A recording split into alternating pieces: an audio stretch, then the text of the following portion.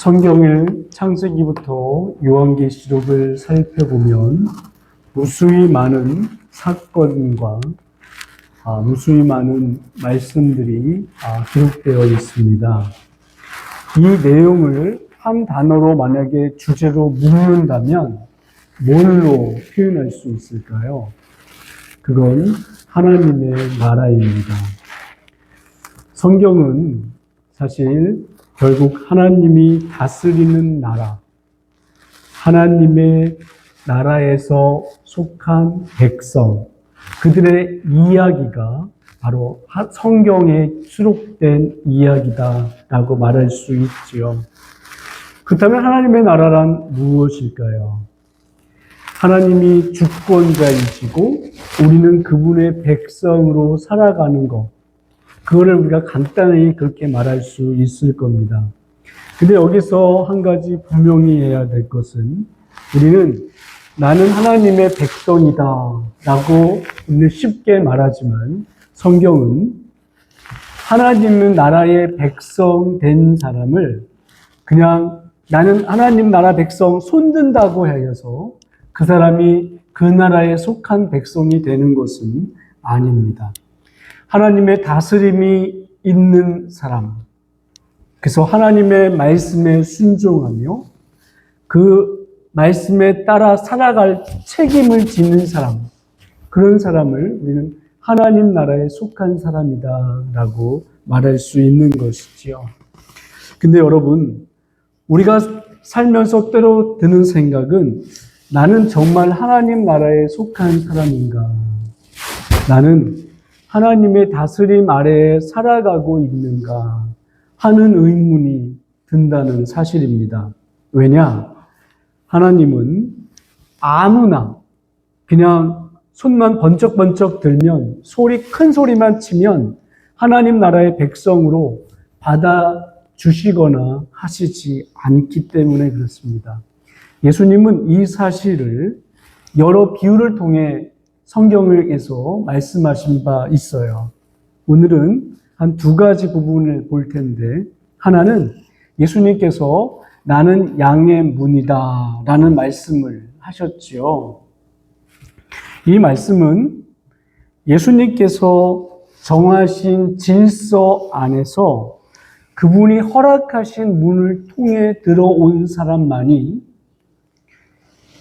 그분의 양으로서 인정하시겠다라고 하는 겁니다. 그 길을 벗어나 문을 통하지 않는 사람은 도적자들이다라고 말을 하고 있죠. 예수님이 정하신 규범 안에서만 이루어져야 되는 거예요. 또 예수님은 다른 비유, 포도나무 비유에서는 나는 포도나무요, 너희는 가지라고 이렇게 말씀하셨습니다. 가지라고 하는 것은 그러니까 스스로 살아갈 수 있는 존재가 아니라고 하는 거예요. 포도나무에 붙어 있을 때만 가지가 생명으로서 유지가 되는 겁니다. 떨어진 가지가 가지처럼 보일 수 있을지는 모르지만 나무에서 떨어지는 순간 그 가지는 결국 생명을 떠난 것이거든요. 성경에서 로마서에 보면 그런 말씀이 있습니다. 접붙임에 대한 부분인데 이렇게 말합니다. 돌 감람나무인 내가 그들 중에 접붙임이 되어 참 감람나무 뿌리에 진액을 함께 받은 자가 되었은지이라고 이렇게 말씀합니다. 이 말씀의 의미는 바로 하나님께, 오늘 본문에 비추면 그리스도께 붙어 있는 자만이 생명이 있고 하나님께 그런 사람들만이 하나님이 말씀하시거나 하나님께서 반응하실 때 그 반응에 또 다시 반응한 줄 아는 그런 사람, 달리 말해 하나님의 백성이다라고 하는 것을 말하고 있는 거죠. 양의 문이라고 하는 비유나 또 포도나무에서 말씀하신 비유나 이 비유에서는 한 가지 진리를 우리에게 보여줍니다. 하나님 나라의 백성이란 자기가 스스로 결정해서 나 하나님 나라 백성이 이제부터 되기로 했어. 나 하나님 나라 백성이야. 해서 되어진다는 건 아니라고 하는 것이에요. 그거는 사람에 의해서가 아니라 하나님이 정하신 원리 안에서 사람은 하나님의 사람이 되느냐, 그렇지 못하느냐가 결정된다 하는 겁니다. 아무리 겉을 꾸미고 화려한 언변을 늘어놓고 또 종교적인 열심으로 치장을 가득 한다 할지라도 하나님이 인정하시지 않으면 하나님의 백성이 될 수 없다 하는 사실을 말하고 있는 것이에요. 그래서 결국 하나님의 백성이 된다라고 하는 것은 하나님께서 붙든 사람 편에선 하나님께 붙들린 사람만이 가능하다라고 하는 걸 말합니다. 그래서 예수 그리스도를 통해 들어온 자, 그리스도께 붙어 있는 자, 그 생명 안에 있는 자만이 참된 하나님의 백성이 되는 것이에요. 여러분, 우리가 그런 면에서 하나님의 백성이 됐다라고 하는 것도, 그리고 우리가 하나님을 아버지라고 부를 수 있게 된 것도 하나님의 은혜다라고 하는 겁니다. 하나님께서 우리를 붙드시고 그리스도 안으로 들어오게 하셨기 때문에 우리가 하나님의 백성이 된 것이에요. 그래서 우리가 기억할 것은 우리의 신앙은 우리의 모습이나 노력으로 이루어진 것이 아니라 하나님의 은혜로 되어졌다 하는 겁니다.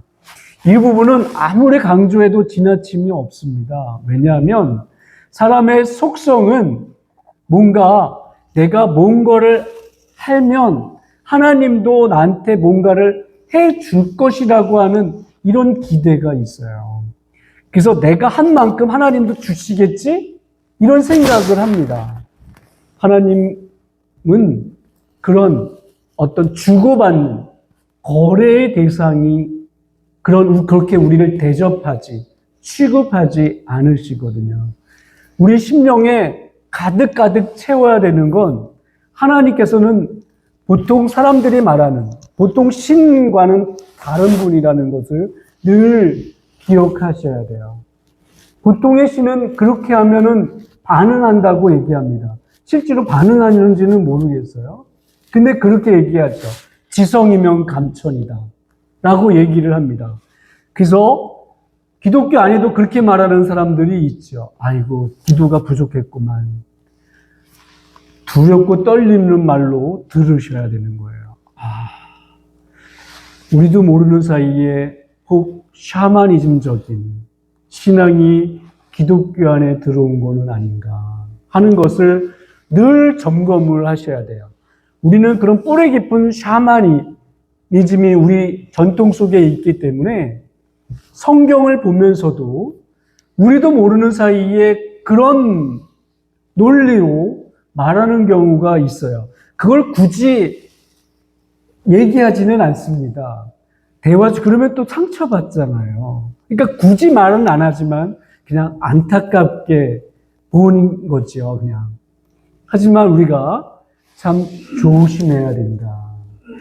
우리가 말하는 것과 성경이 말하는 것은 다를 수 있다라고 하는 이러한 맥락인 것이에요. 그래서 오늘 성경은 그 부분을 또한 우리에게 지적하고 있습니다. 그렇다면 먼저 하나님께서 우리를 구원하시는 길은 우리의 노력이나 우리의 어떤 희생으로 이루어지는 게 아니고 하나님의 전적인 은혜다라고 했습니다. 그 이후에 우리가 이제 자라게 됩니다. 오늘 본문은 자람에 대한 본문인데요. 하나님의 백성으로 그리스도의 장성한 분량에까지 우리가 자라가는 것이 그리스도인의 목표 지점이에요. 그렇다면 우리가 자라는데 나이가 먹듯 이렇게 자라야 될 텐데 어린 아이도 정상적으로 자라면은 그 아이가 10살 되고 20살 되면은 어떤 모습으로 자랄지를 압니다. 이렇게 그림이 그려지잖아요. 근데 그 아이가 병든 아이라고 한다면 자라는데 잘못 자라는 경우도 많습니다.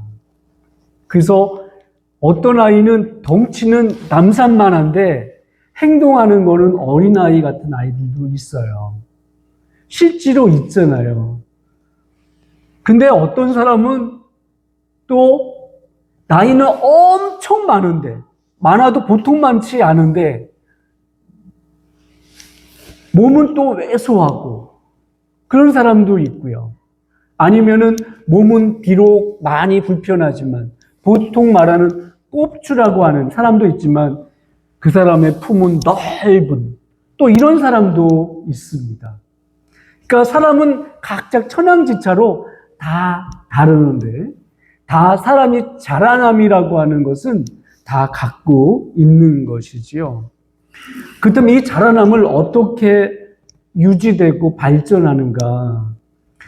사람들은 내가 할 수 있다고 생각을 합니다. 내가 하면 변한다고, 내가 붙들어야 유지된다라고 합니다. 하지만 오늘 본문은 그렇게 생각하는 사람들에게 분명한 답을 제시합니다. 4장 26절과 27절에 이렇게 말합니다. 하나님의 나라는 사람이 씨를 땅에 뿌림과 같으니 그가 밤낮 자고 깨고 하는 중에 씨가 나서 자라되 어떻게 그리 되는지를 알지 못하느니라 라고 말하고 있어요. 여기서 예수님은 하나님의 나라가 씨를 뿌리는 것과 같다라고 하는 것으로 비유로 말씀하십니다. 그래서 씨가 땅에 뿌려졌어요.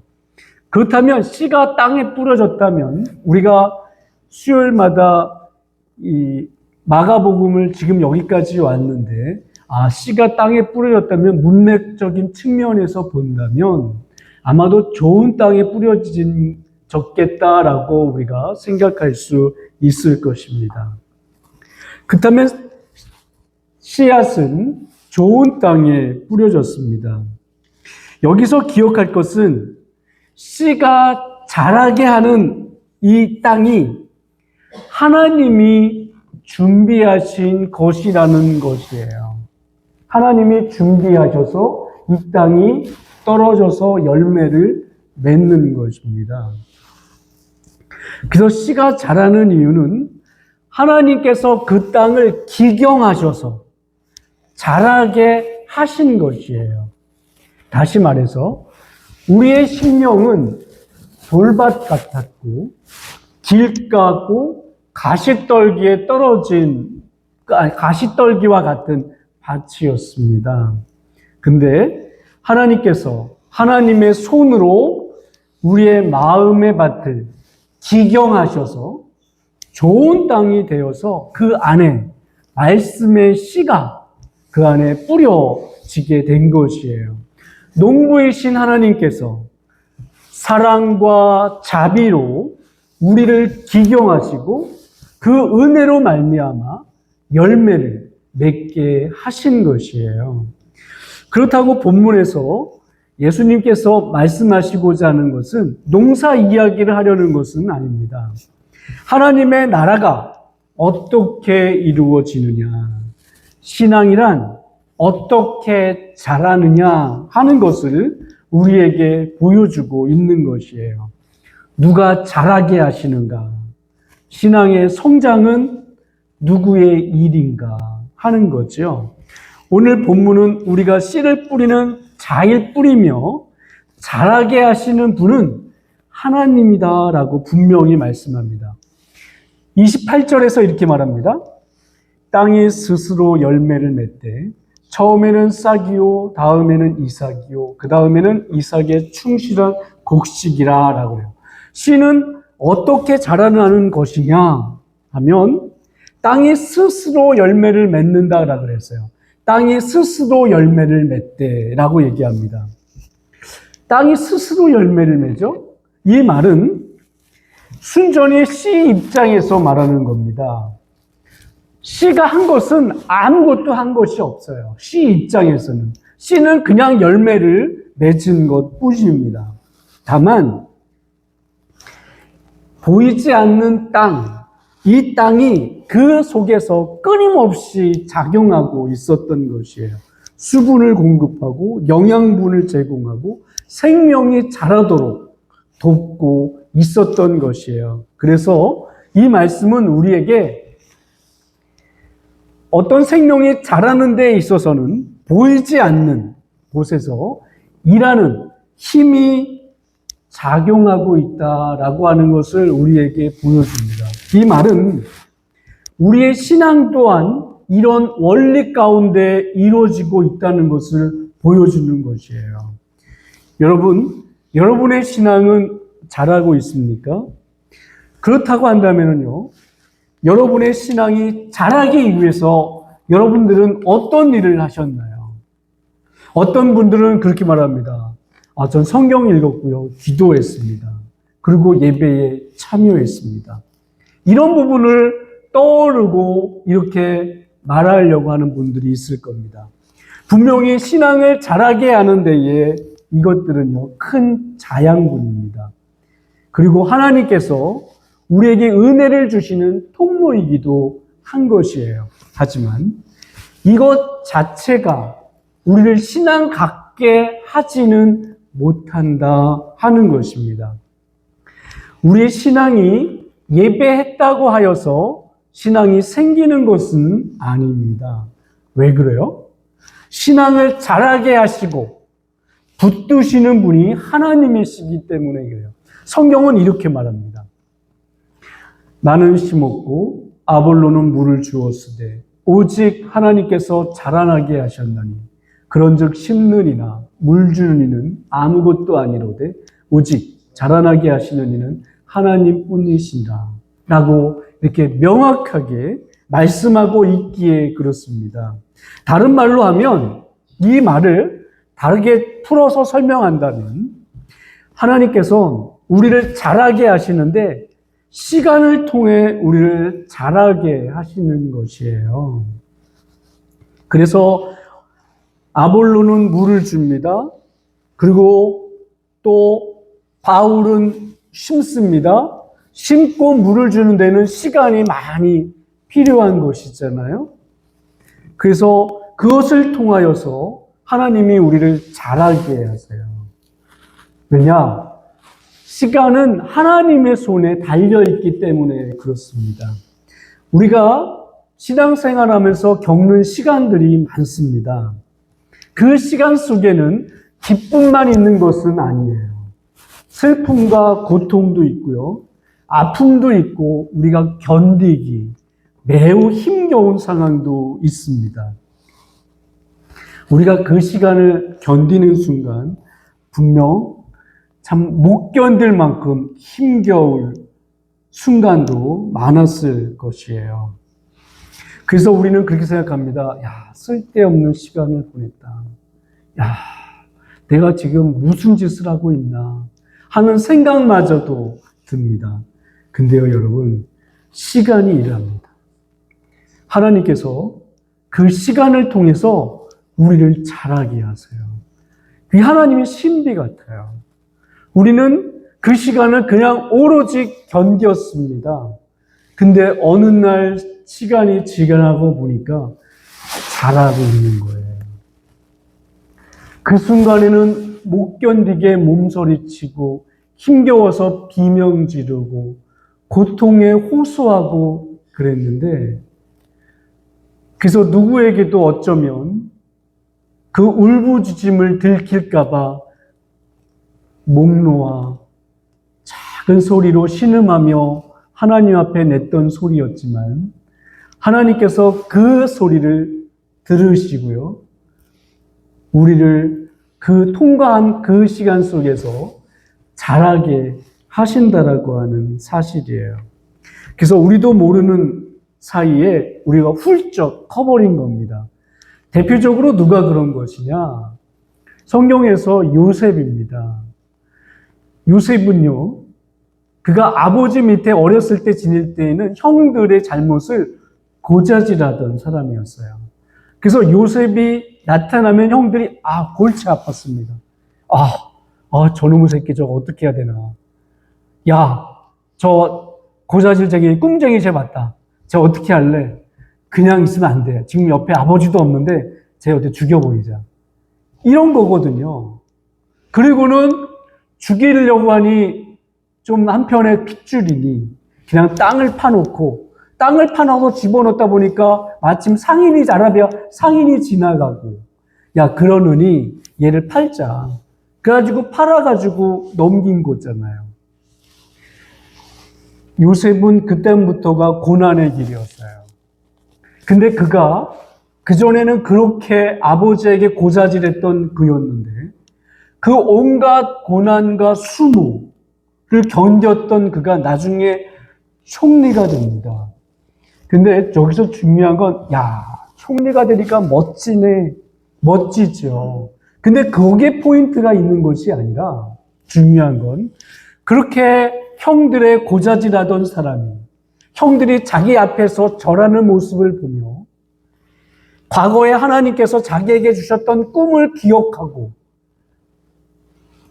나를 왜 이 자리에 서게 하셨고 내가 해야 될 일에 대하여 분명한 메시지를 스스로 깨닫습니다. 그때 하나님께서 그에게 나타나셔서 말씀하셨다는 장면은 없습니다. 오롯이 꿈을 생각하고 그가 하나님이 나를 여기에 보내셨구나 하고 형들에게 그대로 얘기를 합니다. 이게 그가 자랐다는 것이에요. 그가 이제 품이 전에는 좁쌀이었던 사람이었는데 형들이 자기한테 팔기까지 했던 사람의 그 원수 같은 사람까지도 품을 줄 아는 품이 굉장히 넓은 사람으로 변모됐다는 것입니다. 그게 무엇로 인해서였다고요? 제가 볼 때는 시간이에요. 그 시간은 하나님과 물론 함께한 시간이고 숱한 고난과 어려움 속에서 그 시간을 원망으로만 보내지 않았던 겁니다. 다른 사람들은 그 시간을 원망으로 보낼 수도 있어요. 이를 갈면서 내가 형들 보기만 해봐라. 다 죽었어 이것들 이제. 그렇게 보낼 수도 있지요. 우리가 현실 속에서 주변을 돌아보면은요. 하지만 그는 그 순간에 그렇게 하지 않고 하나님이 자기에게 허락하신 자리, 하나님이 먼저 이곳 가운데 보내신 뜻, 이것을 발견하고 형들이 자기에게 무릎 꿇고 있을 때에, 절하고 있을 때에 하나님이 주신 마음을 그 앞에 내놓습니다. 이게 하나님이 그에게 주신 고난을 통한 그의 성장이었던 것이에요. 여러분, 우리가 기도할 때도요, 기도의 유익이라고 하는 것은 하나님이 우리에게 들어주시는 것도 있겠으나 하나님은 우리가 원하는 대로 바로바로 들어주시지 않습니다. 보통의 경우에는. 그런데 우리가 그럼에도 불구하고 감사하는 이유가 뭘까요? 기도하다 보면은 하나님은 그건 안 들어주셨어요. 근데 어느 순간 그 기도의 내용이 내가 더 이상 필요 없을 때가 있습니다. 왜? 내가 커 있어요. 자라져 있어요. 그래서 하나님 차라리 그때 들어주셨으면 저 큰일 날 뻔했어요. 하나님 그때 안 들어주신 걸 감사해요. 이런 기도를 할 때가 있습니다. 근데 기도하지 않으면 자라지 않습니다. 기도한 사람은 그 과정을 거쳐서 자라는 거예요. 기도한 대로 안 들어졌다라고 하는 건 그 사람에게서는 시간이요, 그 사람에게서는 고난입니다. 들어주지 않았을 때 그 사람이 겪었던 상황은 힘겨움이었을 것입니다. 하지만 그 시간을 통과하고 난 이후에 그가 자라 있었던 것이에요. 하나님이 그를 그렇게 키우시고 그를 이끌고 자라도록 하신 것이거든요. 이렇게 하나님께서는 우리가 알지 못하는 사이에 기나긴 그 시간을 통해 우리의 품이 넓어지게 하시고 다른 사람을 용납하는 이런 마음으로 자라게 하시는 것입니다. 그렇다면 이런 변화가 어떻게 가능했을까 하는 거는요, 바로 하나님이 우리와 함께 하셨기에 가능하다 하는 것이에요. 이 사실을 본문은 이렇게 말합니다. 27절에서 그가 밤낮 자고 깨고 하는 중에 씨가 나서 자라되 어떻게 그리 되는지를 알지 못하느니라 라고 얘기해요. 이 시간 속에서 우리가 한 일이라고 하는 것은 아무것도 없습니다. 그저 우리는 뭐 했느냐? 밤낮 자고 깨고 하는 일상만 살아가고 있었던 것이에요. 그런 면에서 우리 입장에서는 마치 씨 입장처럼 어떻게 해서 자라게 되었는지 알 수 있는 길은 없습니다. 하지만 씨가 뿌려지고 난 이후에 하나님께서는 보이지 않는 방식으로 자라게 하셨던 것이에요. 이게 하나님의 놀라운 일하심의 비밀인 것이에요. 여러분, 시간을 덜 보내는 그 어린아이와 시간을 많이 거쳐갔던 어른의 차이가 무엇이라고 생각하시나요? 어린아이는요, 작은 일에도 기뻐합니다. 또 작은 일에도 낙심하기도 해요. 하지만 나이가 많이 든 어른은 큰 기쁨에도 지나치게 기뻐하지 않습니다. 큰 슬픔에도 쉽게 무너지지 않습니다. 왜 그럴까요? 인생의 경험, 숱한 많은 시간을 통해서 인생을 배웠기 때문에 그래요. 기쁨이 언제나 기쁨으로 끝나지 않는다는 것도 알고, 슬픔이 언제나 슬픔으로만 끝나지 않는다는 것도 경험적으로 알거든요. 그래서 세상 사람들은 그렇게 말하죠. 새옹지마라. 인생은 새옹지마야. 나쁜 일이라고 해서 반드시 나쁜 일이 아니고 그게 오히려 나중에 좋은 일이 될 수도 있어. 라고 하는 말로 씁니다. 그렇게 아는 것도 분명 지혜일 거예요.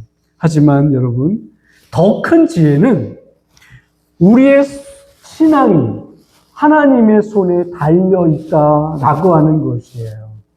이 시간을 통해서 우리의 인생이 다듬어지고 또 만들어진다라고 하는 것, 하나님의 손길을 깨닫는 것, 이것이 참된 지혜이거든요. 사랑하는 성도 여러분, 보이지 않는 시간 속에서도요, 하나님은 지금도 여러분의 삶을 붙들고 계십니다. 여러분의 신앙을 자라게 하시고요, 여러분을 지키고 계세요. 이 사실을 여러분 믿으시기 바랍니다. 눈에 보이는 어떤 것들이 확연하게 안 드러났을 수도 있습니다. 뭐 이래 싶을 수도 있습니다. 하지만 그때 조급해하지 마십시오. 낙심하지 마십시오. 눈에 보이지 않는다고 흔들리지 마십시오. 하나님께서 반드시 여러분 안에 착한 일을 시작하시고 이루세요. 이미 여러분 안에 하나님께서 착한 일을 시작하셨거든요. 그래서 하나님은 그것을 이룰 때까지 쉬지 않으시고 마침내 결실을 맺으십니다. 이 시간 이후에 우리가 내 힘을 붙들려는 삶이 아니라 하나님께 맡기는 믿음의 삶을 살아가시기를 바랍니다. 그래서 보이지 않는 가운데서도 여러분의 신앙을 자라게 하시는 하나님께서 여러분의 삶을 끝까지 붙들고 계시다라고 하는 사실 기억하시고요. 그런 삶 속에 풍성한 열매 맺는 인생으로 하나님께서 인도하시기를 간절히 소원합니다. 같이 함께 기도하시죠.